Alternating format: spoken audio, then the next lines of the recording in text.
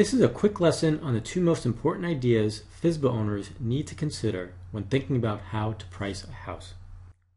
The first and most difficult idea for homeowners to understand when thinking about how to price a house is the concept of supply and demand. Supply and demand affects home prices more than anything else.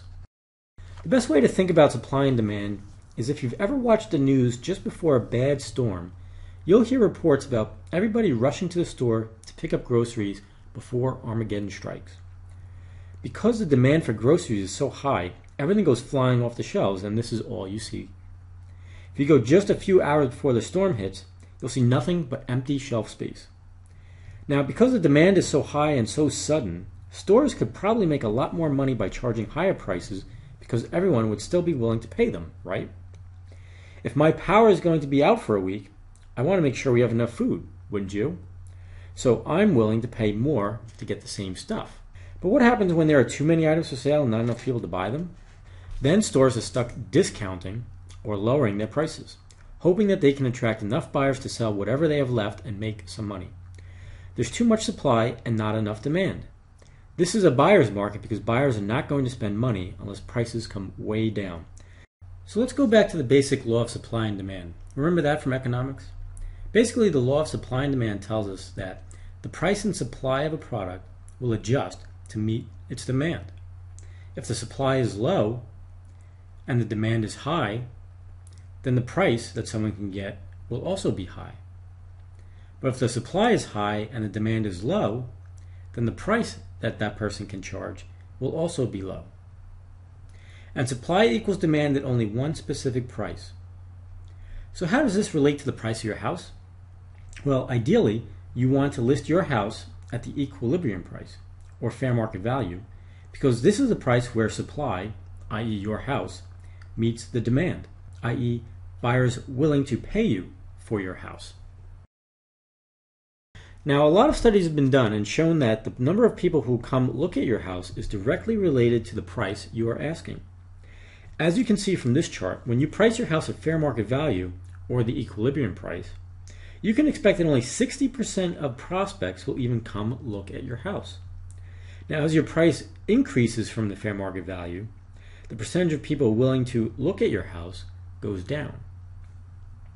But as you decrease your price, the number of buyers willing to look at your house, i.e. the demand, actually goes up. So if you want to attract the most buyers, it's pretty important that you price your house at fair market value, or even slightly below it. Now, to illustrate this concept, let's say you're looking for a car and you see this Ford Focus for sale. It's advertised as a great deal, so you call the owner to find out more about it. The owner tells you that it was driven by their 76-year-old grandmother to and from bingo for 10 years.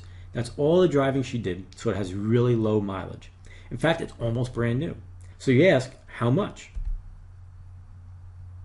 $75,000. You're kidding, right? But the seller is dead serious. Now, I know what you're thinking, right? For $75,000, should I get this 10-year-old Ford Focus that Granny drove to bingo? Or get myself the ultimate driving machine? And you could start seeing yourself already driving it, right? Your brand new $75,000 Ford Focus. No, of course not. But remember this concept when you're comparing your house to your neighbor across the street who sold his house a year and a half ago for $400,000. Is your house really the same as his? Ideally, you want to compare your house to other houses that have the same number of bedrooms, bathrooms, square footage, style, and amenities. So the second concept to understand is that you must compare your house to other houses that are similar. You must make sure you're comparing apples to apples. And the way you compare apples to apples is by looking at comparable properties, or in realtor terms, comps. Now, there are two types of comps you want to look at. Active comps are houses similar to yours in terms of the number of bedrooms, bathrooms, square footage, and amenities, and are currently on the market and competing with yours for buyers. Active comps give you a good idea of what your competition is and what prices sellers are asking for similar houses. But just because houses are listed at a certain price doesn't mean that's the price it will actually sell at. So the other type of comp that you want to look at are sold comps. And sold comps are houses similar to yours that have sold within the past 3 to 6 months. Sold comps are a good indication of what prices buyers actually paid for houses that are similar to yours. Remember, active comps are what's currently being sold, and sold comps are houses that have actually sold.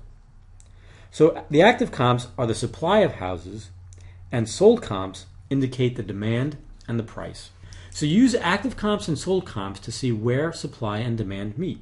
That's how you price a house. Now, this presentation is just an introduction to the concepts of how to price a house. If you'd like more information about how to determine the supply and demand in your market, or how you can go about finding comps to get an idea of prices, visit us by clicking the link below, or visit us at www.howtoforsalebyowner.com. And if you found this information helpful, please help other viewers by leaving a quick comment below and clicking the like button so other viewers can find it better.